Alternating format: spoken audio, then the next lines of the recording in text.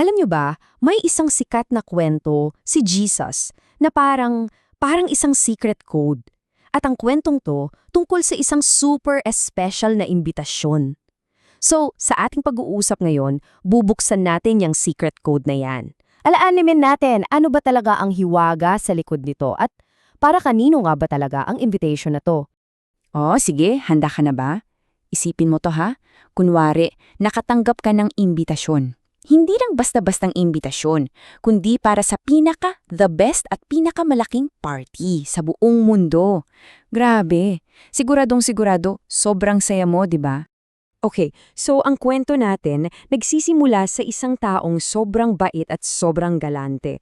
Gusto niyang mag-throw ng alam mo yon, isang higanteng handaan, as in bongga. Kaya nagplano siya ng isang super saganang salo-salo at pinadalhan niya ng imbitasyon ang lahat-lahat ng mga kaibigan niya.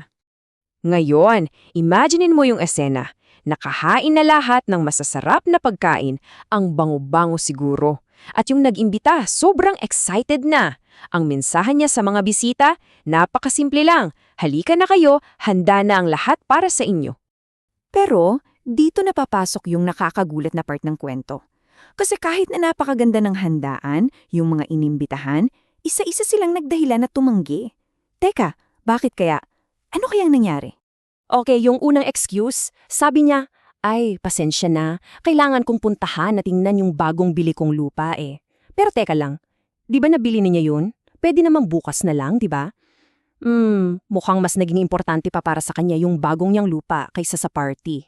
Sunod na dahilan, sabi naman ng isa, kailangan kong subukan yung 5 pares ng baka na kabili ko lang. Ulit, hindi naman to emergency, di ba? Parang mas pinili lang niyang maglaro o tingnan yung mga baka niya kesa pumunta sa party na inihanda para mismo sa kanya. At ito, yung pangatlong dahilan, medyo malala. Sabi niya, nag-asawa kasi ako kaya hindi ako makakapunta. Yun lang. Ang nakakalungkot pa, ni hindi man lang siya nag-sorry o nagpaliwanag ng maayos. Ginawa niyang excuse yung asawa niya, ang totoo, siguradong-sigurado namang welcome silang dalawa sa party. So, kung iisipin natin, hindi naman talaga yun mga totoong rason, di ba? Palusot lang lahat, mga palusot ng mga taong mas importante para sa kanila yung ibang bagay kesa sa imbitasyon. Alam mo yun, para bang sinasabi nila, sorry, hindi ako makakapunta, pero ang tunay na ibig sabihin sa puso nila, wala akong pakialam na pumunta. Ang sakit nun, di ba? Ngayon, ikaw, ano sa tingin mo ang naramdaman nung nag-imbita? Siyempre, nalungkot siya at nagalit din. Pero ito yung aabangan mo. Imbes na i-cancel na lang niya yung buong party, may ginawa siyang isang bagay na, wow, talagang kamangha-mangha. Ito na yung twist, ang ganda ng twist na to. Yung imbitasyon, ibinigay niya ngayon sa mga taong madalas hindi natin napapansin. Yung mga mahihirap, yung mga may kapansanan, yung mga laging nasa tabi-tabi ng, sila yung mga taong hinding-hindi mag-e-expect na maimbitahan sa isang ganito kalaking handaan. At yun na nga, napuno yung bahay ng mga bago at masayang-masayang bisita. Kitang-kita mo yung galak sa kanila. Pero, napansin ng host na, teka, may space pa ah? Marami pang bakanting upuan. At hindi pa siya tapos mag-imbita. Kaya ito na ang huling utos niya sa lingkod niya. Lumabas ka ulit.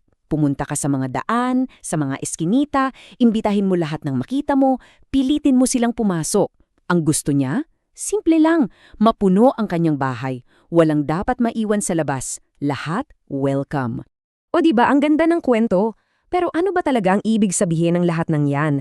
Kasi hindi lang to basta isang kwento. Ito ay isang talinghaga.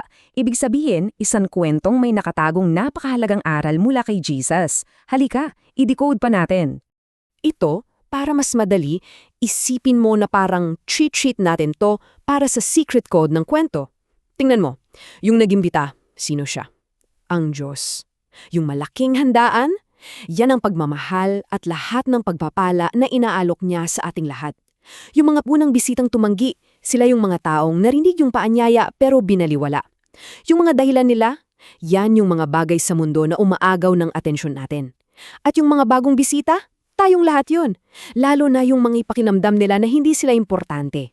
At yung mga palusot na yon, yung mga excuse, nagpapakita yon ng isang bagay na tinatawag na hating puso. Ano yon? Ito yung puso na sobrang busy sa mga bagay dito sa mundo. Sa trabaho, sa pera, sa mga gamit, kahit sa pamilya pa yan.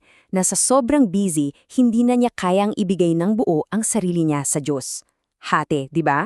So baka isipin mo, kwento lang yan para sa mga tao dati. Pero teka, hindi. Ang napaka-espesyal na paanyayang yan mula sa Diyos para yan sa ating lahat. Para sa'yo, ngayon mismo. 'Di ba parang sa kwento, minsan gumagawa rin tayo ng mga dahilan ngayon. Minsan ay sobrang busy ko sa school o masyado akong maraming trabaho.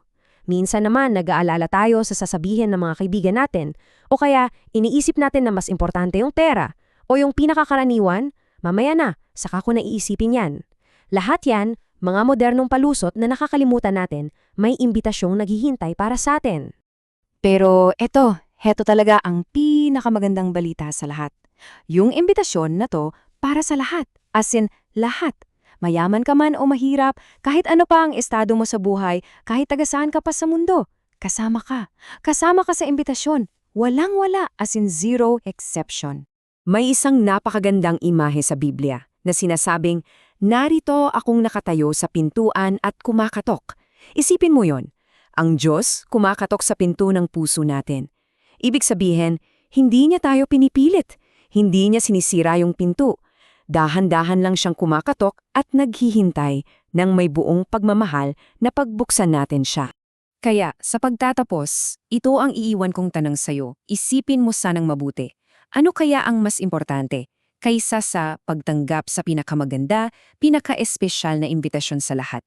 Ang invitation ng Diyos, laging bukas yan, laging naghihintay. Sana lang, wala tayong ibang inuuna.